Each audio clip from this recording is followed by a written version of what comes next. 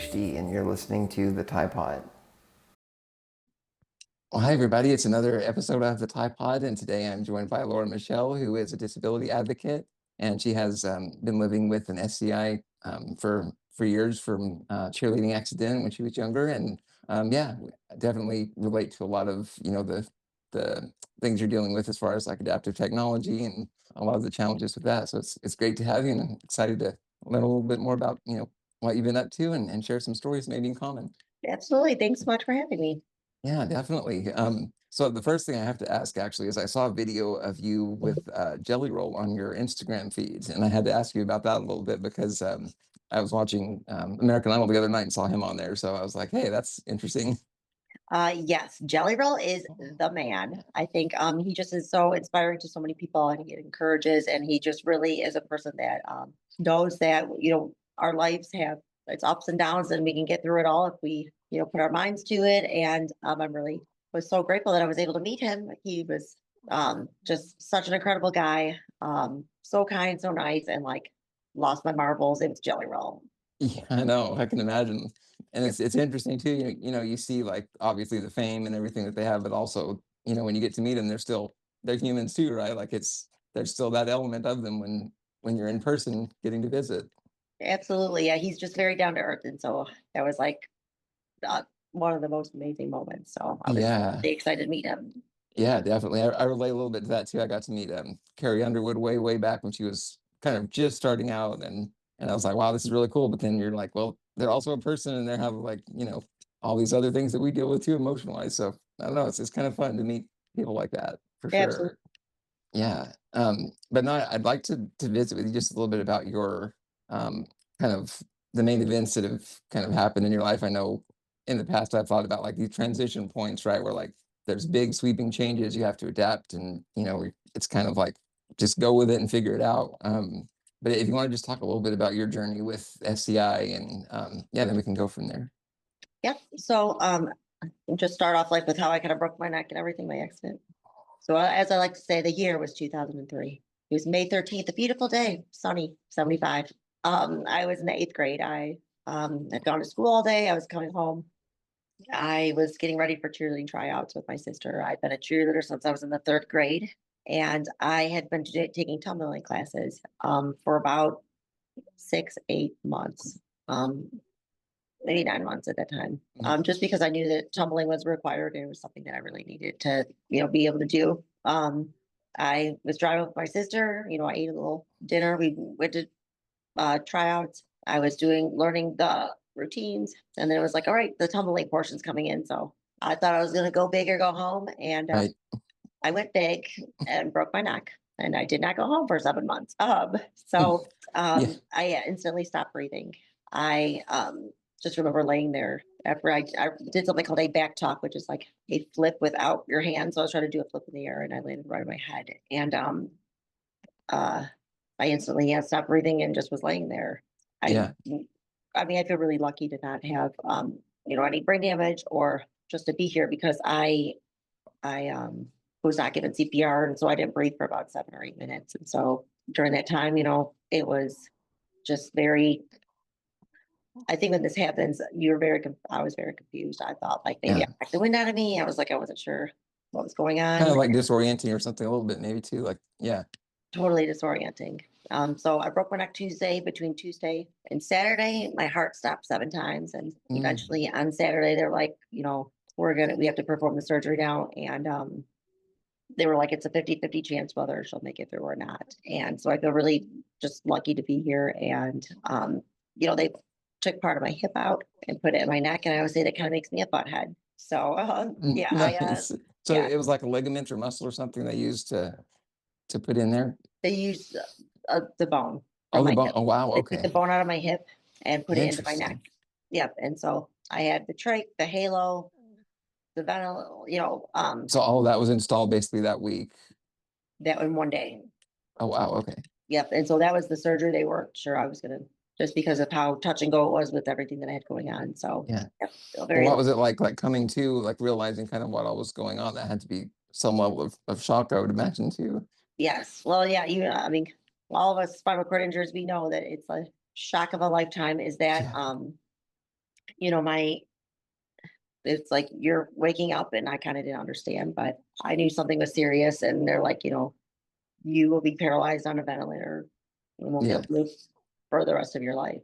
And you're Yeah. kind of thinking, that's not true. And then you're That's kind a of little dramatic. yeah, you're dramatic. And then you're like, no, this seems like your body feels like it's in a whole nother world. I felt like my body weighed 10,000 pounds and I felt like, my body was stuck in the Yeah. position in my mind of how I felt. So like for like a few weeks, my arms were like my left arm was kind of behind my back. My knees were bent, even though I was completely flat. And Oh yeah.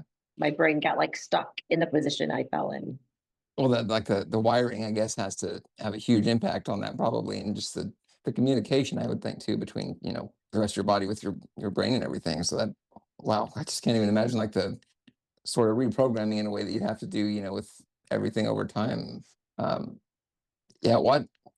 So I know a lot of us like we grow up kind of with like a progressive disability versus with SCI. I don't know if it's changed or progressed at all over time, or what's it been like for you on that experience? Has it been relatively stable? So I wasn't able to speak. I was in a halo. I Yeah. couldn't Okay. eat for the first month or two, month and a half. And even, it's funny, even my friend was like, I think your voice has gotten better even like in the last 8 years of me Hmm. being able to speak. And I feel really lucky. I always crack up because they're like, no person on a ventilator or with a trach talks as well. I was like, well, That's this it's funny you person on say a trach, that. yeah. Yeah. And I think it's really just because I've been able to like use the ventilators to strengthen it, but I couldn't always move my head like this. Like I'm a C1, C2, so I shouldn't really be able to do this or this. And I did have surgery in China with stem cells back in '04, and I do definitely believe that helped a lot for me. So I just feel really lucky that I've gotten, I mean, some people get a lot back. And so I feel really lucky that I have as much back as I do for as high of an injury as I am. Yeah, definitely. I was thinking back when I had my ventilator and trach put in, that they kept saying, well, you shouldn't be talking with the cuff inflated, and like your sound is coming through really well. And I'm like, well, I don't know. It's like I'm not going to stop. Yeah. uh, yeah, yeah. So that's, I don't know. It's all the assumptions, all the things that kind of the doctors tell you, but then it seems like you're learning over time. There's some things that are like generalizations and other things that maybe you go through that they don't even have experience or advice on. So it's just, I don't know, it's this weird mix of things, I feel like, with coming back from that kind of surgery and all that. So yeah. How Absolutely. about like the adaptive technology for you, like over time? Is it like the powered chair and things like that? Is it really advanced? Has it made it where it's some things are easier, or like what's your routine like with different devices? So I started off with a sip and puff to drive my wheelchair. Mhm. Driving a wheelchair with a sip and puff on a ventilator, not easy. And I ran Yeah. into a lot of walls. So yeah, I feel like I've been really then I had a retainer and now I drive with my headrest. So if I go left, it goes left. If I go Oh, I see. right, if I lean backwards, it goes forward.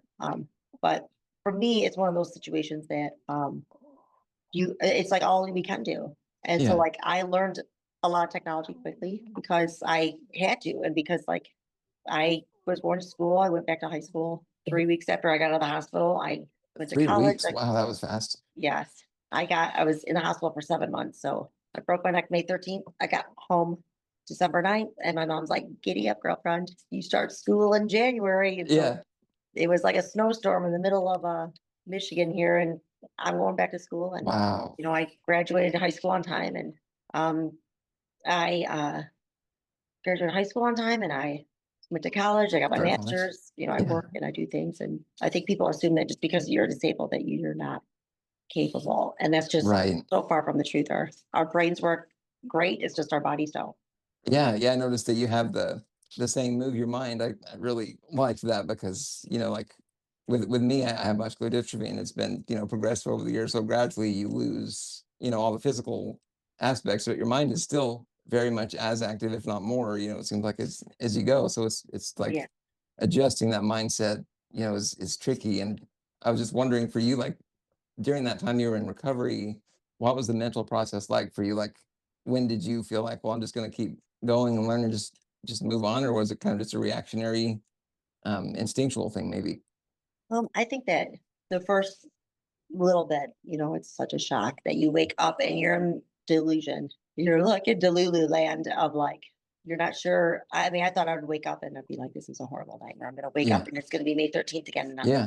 going to school. And I mean, really, I had that for a while, like for at least a few weeks. And then you realize like, okay, no, this is as much as you realized what your reality was, you just really hoped that it was different and that you'd go back. And Yeah. I think that staying in a children's hospital, I was 14 years old. I had been able to swim and hug and dance and cheer and do all these things at 14 years old that, I know that I was lucky that I could do the first place, but I don't realize that, when something like this happens, you think it's the worst thing ever that's going to happen or that could ever happen. And I think being in a children's hospital, you soon realize that that's not the truth, is that there are babies that break their necks, there are kids that get burned, there are kids that have cancer and get traumatic brain injuries and all these things. And so I've had to really look around and just count my blessings of that I had 14 great years of being able to do these things.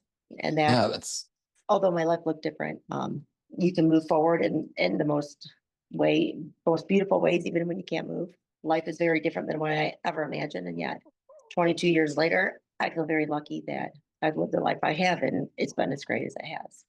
yeah, it's definitely humbling. I think when, you quickly realize that, you have a huge number of hurdles to overcome, but then there's also, so many that have it worse off that maybe don't even have the support system, or, I mean, there's just so many variables and scenarios, where it's like you're thankful for what you're able to still continue doing, I think. Absolutely. And you're right, like those years that you have that were, you had all the function and everything. I think about like um, when I was younger, before using a wheelchair and everything, like even though the physical strength was weaker than most, it was still, it was good to have that time, that experience for How sure. long have you been in the wheelchair? So I started using it full time around 04, 03, somewhere in there. Okay. How old were you? Yeah, so I would have been I probably would have been 14, 15, something like that. Yeah. Okay. Yeah, I Yeah, have a few friends with muscular dystrophy, and that's kind of around then when they started using yeah, their wheelchairs and stuff. yeah. And I always, it's funny. I started using one of those 3-wheeled scooters, and thinking I was basically on a motorcycle for a while, Yeah. yeah. And obviously I tried to do some donuts and that didn't end up well. So yeah, it was an experience learning, how to drive those for sure. Yeah. But yeah, I don't know, you really appreciate, the levels of function and independence that you do have, I think. Absolutely. I did want to ask you about I saw a video of some of your caregivers, using a sling and a Hoyer lift and everything to move you. Like, what is that experience like with adaptive technology and figuring out, yeah, I mean, you almost have to learn a process for everything, right? Like every task that you want to do. I really appreciate all my nurses and caregivers, my family, because I mean, one, there's only a few ways of doing things, but two, I appreciate routine because it keeps my like mental sanity because it's like, all Right. right, this is what we do. We lean me forward, we put the sling under, and we, shove it under my butt and put it, and like there is like a process to everything. And sometimes the process gets screwed up sometimes, but you Right. go with the flow. And I mean, there's like, you go with the flow with it. And I mean, I might be getting in my bed and my body's all janky. I'm like, all right, just get me over the bed and we'll figure it out. Right. It's like a few minutes, and whatever. But I think it's just having that routine, having that consistency, and just having like the ability to have like, I feel really lucky that I have an overhead lift.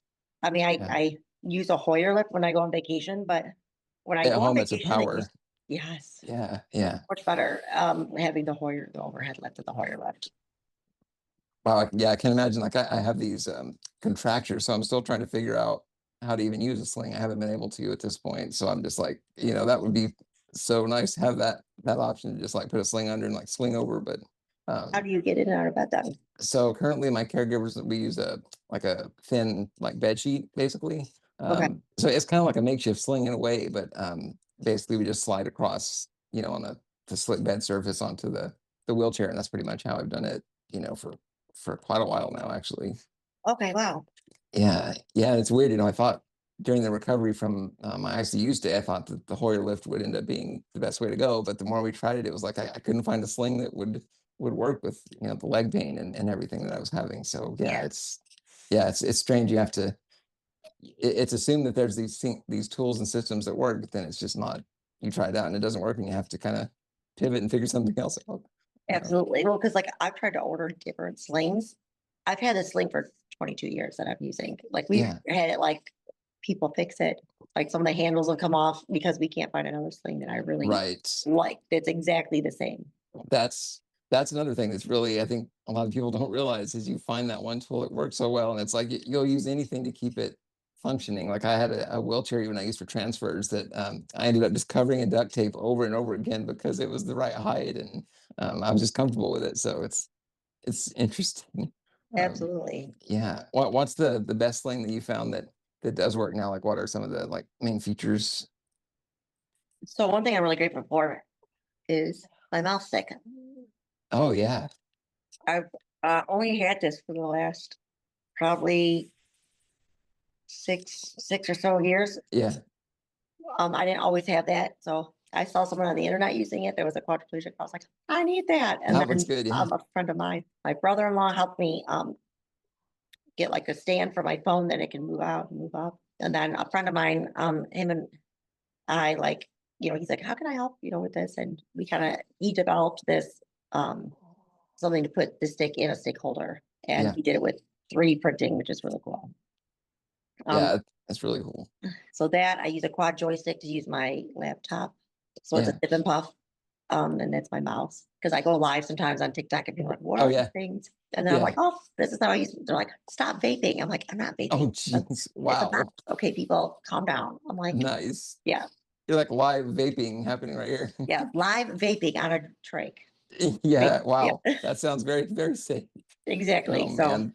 yeah. Yeah. Yeah. What has it been like being like a social media, getting into that as you've gone? Because I'm sure it's changed, right? There's like 50,000 platforms now and like live streaming, all that stuff. Like how has that been for you with, with all the factors of disability and everything? Yes, I laughed because one time I had somebody like, "You're not answering my questions," and I'm like she got really upset at me, and sometimes, and I'm not even trying to be rude or Right. whatever. It's just that sometimes I get back to the comments because I appreciate people writing to me and they're telling me their story and their pain and what's going on in their life. So I really try to get back to those comments, but to get back to all the comments, sometimes I like to read them, but to get back to all of them Right. is really hard sometimes. And so Right. someone got like really upset at me and she's like, "You're not answering my questions and you're not." And I'm like, listen, Linda, like I have a whole life and I do other things during the day. And Yeah. social media is my way of teaching and expressing myself and hopefully connecting with other people across Yeah. the world, which is I'm so grateful for. But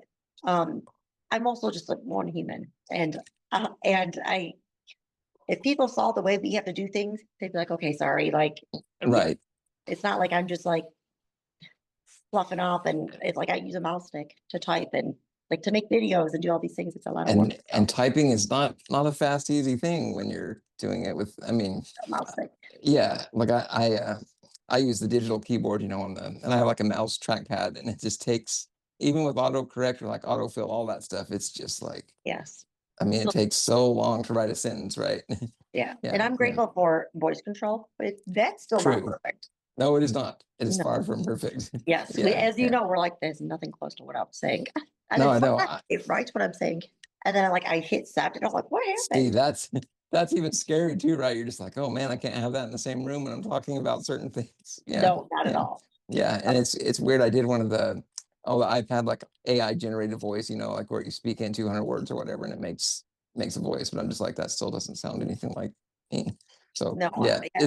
it's interesting. But yeah, you almost feel like people, like you need a camera like behind you showing, like What as I'm you're typing, like this is how the experience is, right? And I've typed a 50-page paper with this before. And this is when voice control was horrible. And so I used some Exactly. voice control, but it's mainly fixing a lot. And yeah, it was just difficult. But And when you got your master's, you probably did a thesis and everything and I had a big all that. research project and I was Yeah. like, I would use a huge paper and I just was exhausted. Then I left because I'm like, I got TMJ. But with social media, I feel so grateful for the connections that I formed. There are so Yeah. many people that I think social media has given a new meaning to their life. Like I see people that they're bedbound. They're literally Yeah. like, I'm watching you. I've been bedbound for 3 years. Or they're like, my son he's paralyzed and he refuses to get out of bed. I Yeah. show him your videos, and that makes me feel like what I'm doing is worthwhile, because some days I'm like, I don't know what I'm doing on here. Right. Silly videos. I make educational videos, but I hope that it reaches somebody in their time of need, or that, they show somebody that they're like, hey, a newly paralyzed person or a person going through with a disability. And I'm Yeah. really grateful for that. But I do feel grateful for all the connections that I've made. And yeah, I wonder about you, and I know Rebecca Colton, and just people, Jordan, like all these people that are disabled all over the world. And I feel so Really blessed. great. Yeah, I love that, community. And I know that there's always people saying, well, like get off social media, like it's not real human interaction and all these things. I'm like, well, it kind of is for us, Yeah. so it's Well, for a lot of people that can't get out, you think that their lives have been transformed by connecting with other people that can't get out, absolutely. or that live similar lives to them, or there's even people that aren't disabled that they're like, I have, horrible anxiety and depression. They're like, Mhm. talking with you and whatever has helped me, realize like maybe I need to live my life more. My body's not disabled, but my mind has an issue. And I'm always like, move your mind, get out there, and I hope Yeah, that I encourage somebody to do that. I love that because it's, it is that we're still in the end all human. I mean, we're linked by, you know, one factor or another, it seems like. So I just feel like it's just amazing to see, since I've been on here the last 3 years more heavily, it's just the amount of connection and relatability and just like people that just can relate to what you're going through. It's really been amazing. Like I can't imagine not having it now, so Absolutely. yeah. And when I see that one person gets something good out of it, I mean, it's so, I mean, to me, it Worthwhile. feels better than anything I could do for myself, just to see that it's maybe help somebody just a small amount in some way. So I definitely understand what you mean on that. Yeah. Absolutely. Yeah. I did want to ask you a little bit about like your trach and ventilator, and then also do you like your pain experience? Like, have you gotten to a place where you kind of like, have you had a lot of pain management over the years, or like how have you dealt with, those kinds of issues? Oh yeah. Well, getting a trach is no, it's no fun. No. And I think we're grateful for it because it's keeping us here. But I laugh because people are like, your trach looks like, again, they're like, this looks like a fake trach because it's so healed. I'm like, I had a trach for 22 years. Like the first 2, 3 years I had a trach, the amount of junk that came out of my lungs, I was like, this is shocking. Right. Like I never had that before I broke my neck, like that much stuff in my lungs. And I was suctioning, like Oh seriously yeah. 10 times a day, like suction, suction, suction, Oh stop. well, yeah. And it's like it takes a process. It's a learning curve to get used to that. I had horrible anxiety changing my trach because I had I think just changing the trach in general is, you have anxiety at first, but then I had my Yeah. trach pulled out with my cuff up before, and it like for my Oh, trauma. that gives And me anxiety just thinking thinking about about it. Oh man. Oh, it was painful. And it was by someone I love, and it just was an accident. and And I mean, it's not their fault either. It's just, no. yeah, Well, yeah. And so there's all these learning curves of getting used yeah, to talking around the trach, getting used to eating. If you're able to eat it with the trach, um, just getting used to the pain. I mean, the pain right. that I had in my trach, and I still get pain in my trach here and there, but hardly ever like I Yeah. used to. I think the main thing that I get pain from, and I'm not like I'm luckily don't have to be on any pain management medications Yeah. or anything. I take muscle relaxers because I have spasms, but Mhm. other than that, um, my pain is really just in my neck and my shoulders from overuse. Yeah. And Yeah. I mean, and everything I do, whether it's my stick or my quad joystick or I'm driving my wheelchairs with my neck and my Every task is tiring. Yeah. yeah. And so Yeah. I'll count. I had a pinched nerve actually a few years ago, Ooh, and yeah. right below my injury. And luckily it was because my headrest was pushing my neck forward and it gave me a Uh-huh. pinched nerve. And so someone moved it back and it fixed it.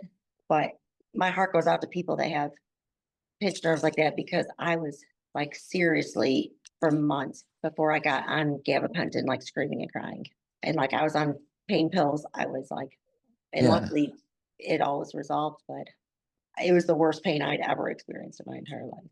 Ooh, that sounds brutal. I think, obviously like those small adjustments it's so crazy how big of an impact it is, because I have times where I'm elevated a certain way in bed or in my chair and it's like, my leg goes to sleep and it's just like, how am I gonna get comfortable enough to even drive or, even anything. read anything. Yeah. Yeah. Yeah. It's brutal. Yeah. So I'll how come. about your Oh, story with the tray pulling out?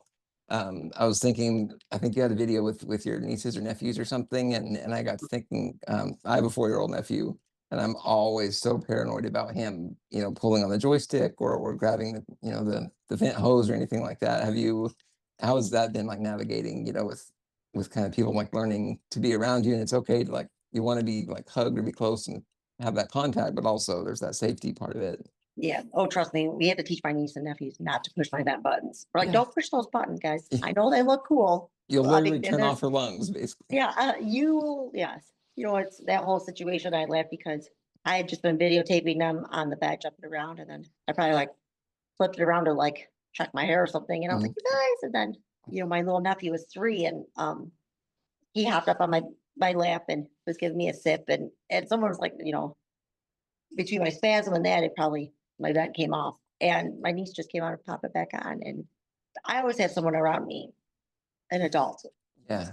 um, but I do try to. It's funny, I never specifically told Haley how to put the vent back on. Like all my niece and nephews, most everybody in my family or that I've been around knows how to put my vent back on. Like there's been times like my teacher put it on because my nurse went to the bathroom. Like I was like sitting in Yeah. geology and everyone's like freaking out. And the teacher just like, actually, it was not even the teacher, it was another student. They came on. I was like, it's just like a Lego set. Just like pop this baby back on. We'll be fine, Yeah. guys.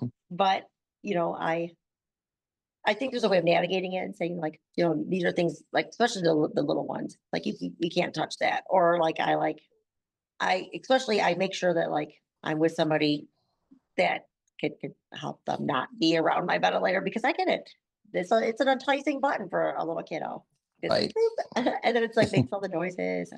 And so I guess for me, my niece and my nephews feed me.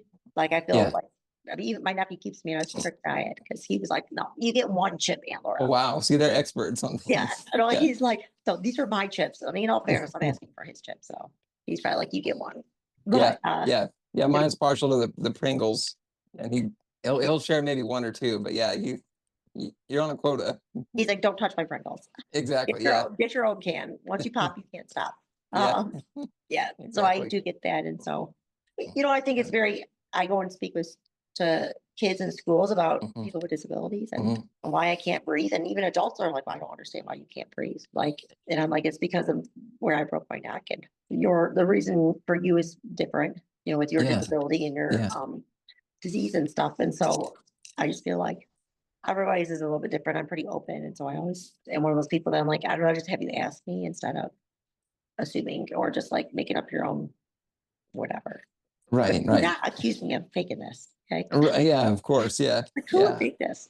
I know, seriously. And then I don't know if you had any comments or anything on like, you're using it to get attention or anything like that. If you like, what are some of the, I guess, horror stories of Comment. assumptions or maybe comments? Yeah, I'm sure there's been Oh, we some. all know the worst comments. Yeah. My favorite is I'd off myself if I were you. I'm like, See, yeah. yay. Thanks so much for telling me that you would Thanks to rather the be words of dead than live. wisdom Like, there. Yeah.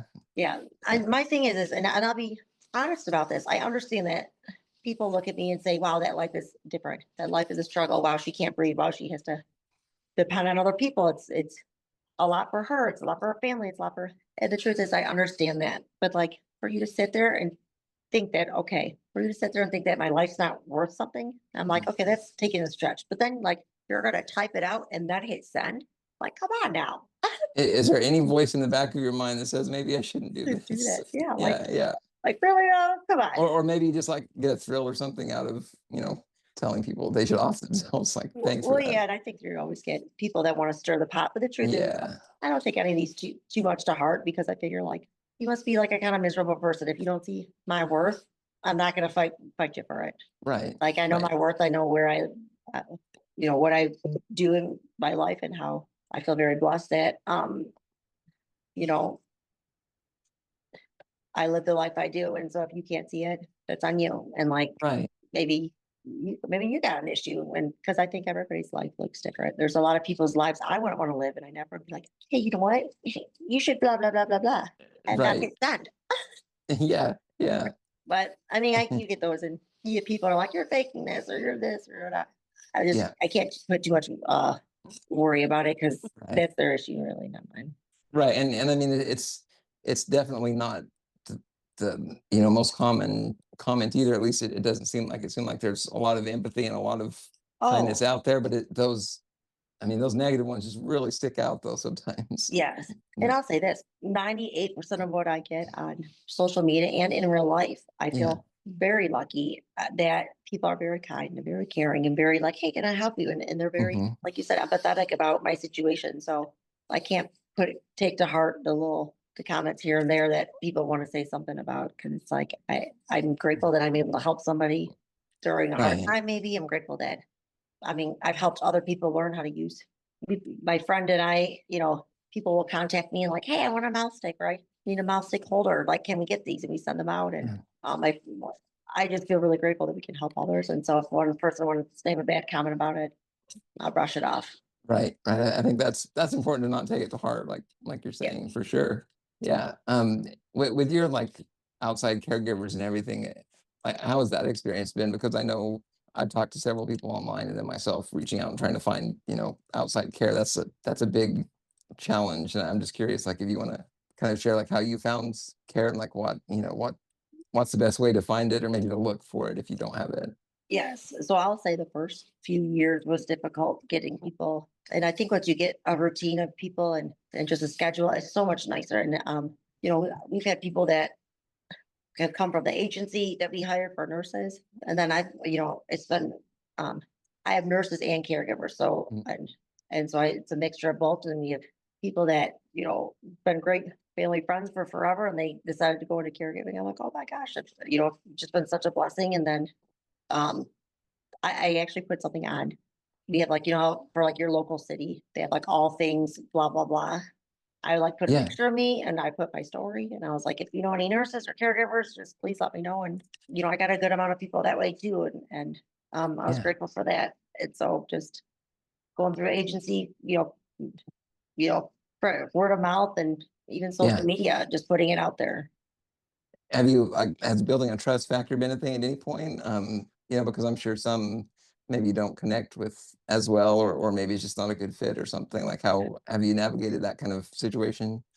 I have been so lucky. I have been so blessed, because I feel like I've just had, I mean, Yeah. it's funny because, there are some people that I was like, oh, they're a lot older, a lot younger, this, that, the other. And I think over my 22 years, there's been, 2% of the people that have been Yeah. here that I've just not been a great fit. Other than that, I feel beyond grateful for, just like, they're like family, really. Yeah. I mean, we're family, and they're my best friends, and the people that I can trust and rely on, and my parents trust. And so I feel really lucky for that. And I know that that's not always the case. So, I can't say Right. I can't. And even the ones that, aren't a great fit, I just, I'll say, I wish you well, I wish you the best. And, Right. maybe they'll find something else that's better for you too, a better fit for you. So, Yeah. It doesn't necessarily have to end on like angry terms or anything, but it's just no, like it's not going to work. Yeah. yeah, Yeah. And I'll say, like my care situation with my family and support team has been like really amazing, and I'm fortunate to have that. But I know that reaching out, it can be kind of daunting to not find somebody, and then once you do, you have to teach them the whole process and routine for everything you're doing, and it's just I don't know. There's levels of frustration I think there for sure. for sure. I mean, I feel grateful that I've had like consistent care over the last few years, and then, but always having someone new, you get anxiety, Yeah. because it's like, so I feel really grateful that people are pretty, but yeah, so I feel lucky for that, it's Yeah. pretty good. Yeah. Definitely. What For I what's that? paralyzed on a ventilator, it goes good. Right. Exactly. Yeah.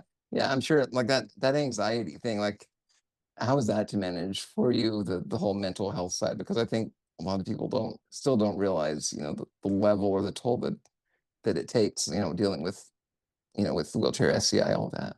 Yeah. When I first broke my neck, they're like, this is a situation, you're going in antidepressant, which I was like, probably needed. Yeah. And over the years, you learn different coping skills. Like for changing my trach, I literally only let my dad change my trach for probably the first like 2 years. Yeah. And if he couldn't, I really would have a hard time. And even when he changed it, I'd have to lay in my bed, close my eyes, Yep. and like no one could say anything. And then I'd go, and that Yeah, was like yeah. my way of telling them like, now it's okay. But I had to crack up because for a long time, it's just like, and then if they made a noise, I was like, oh, I have to start over again. I'm sorry. Like, you know what I mean? Right. You Oh, learn yeah. yeah, Yeah. you learn your different coping skills, and like you have anxiety, I turn music on, or I'll turn a TV show on, or I'll do Something to something. distract. Yeah. Yeah. And I mean, I finally was able to get off my antidepressants probably around 4 years ago. Yeah.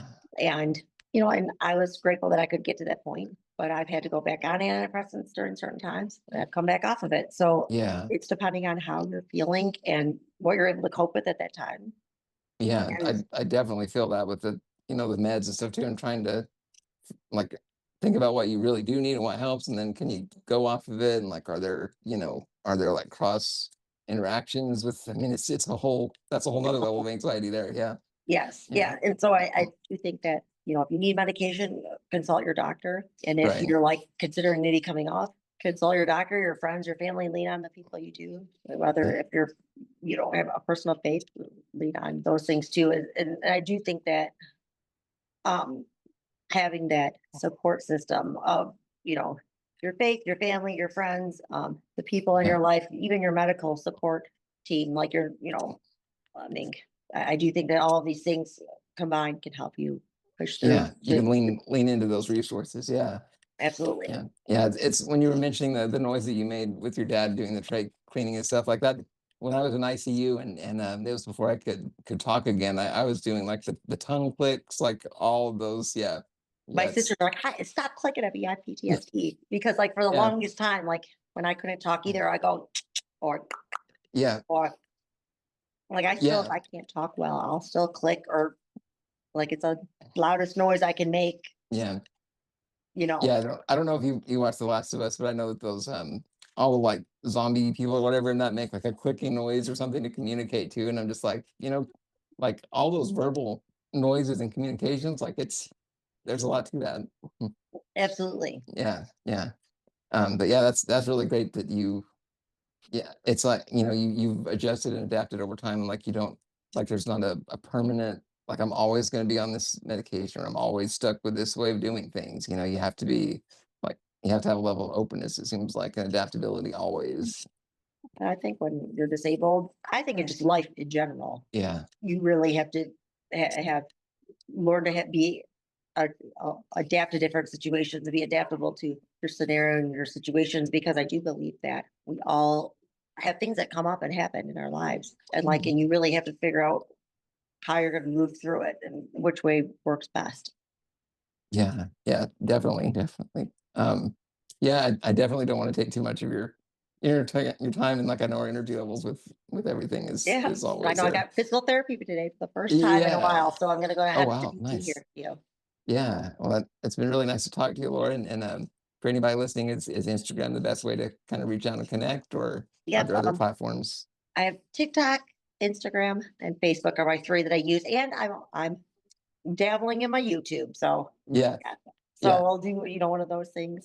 You can connect with me on one of those. And it was nice connecting with you. I know that we've connected on Instagram here and there. We kind of met, right, but just to, see you, I was gonna say in real life, but see you virtually and chat with you. It's been so right. nice. Bye. Same here, Laura. I appreciate it, and I'll be seeing you on Instagram for sure somewhere. All right. Yes. I All can't wait right. yeah, I can't wait.